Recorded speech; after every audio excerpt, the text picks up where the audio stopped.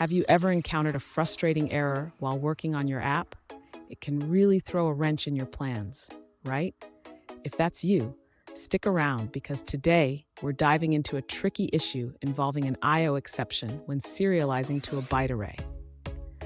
I totally understand how annoying it is when you push an update and suddenly face unexpected errors. You're not alone in this. Many developers have faced similar challenges, especially with new updates.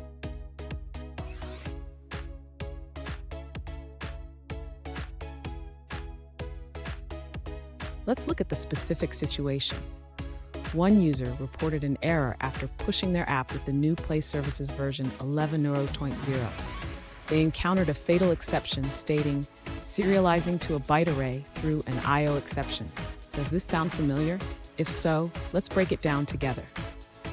So what does this error mean? Essentially, it indicates that while trying to serialize data, the process ran out of space in the byte array. This can happen for a few reasons, and we'll explore those shortly. And don't go anywhere. I have a crucial tip at the end that could save you from this issue in the future. To address the IO exception error, the user should first check the data being serialized. It's important to ensure that the data fits within the expected limits. Next, the user should review the serialization logic in their code. They need to confirm that the serialization process is correctly implemented and that no unexpected data is being passed. After that, the user should consider increasing the buffer size for the serialization process. This can help prevent the ran out of space error. Finally, the user should test the application thoroughly after making these changes.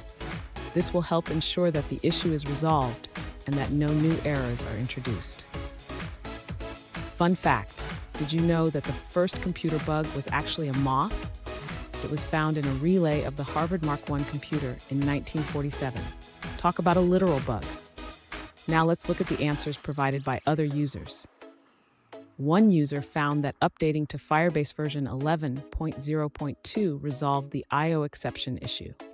They also mentioned that removing the add trace annotations might help, but reverting to version 10.2.6 worked for them even with the annotations. Here's the tip I promised.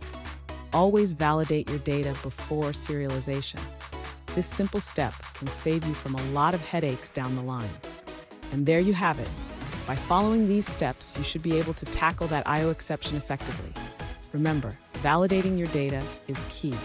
If you found this video helpful, please subscribe for more troubleshooting tips and don't miss our next video.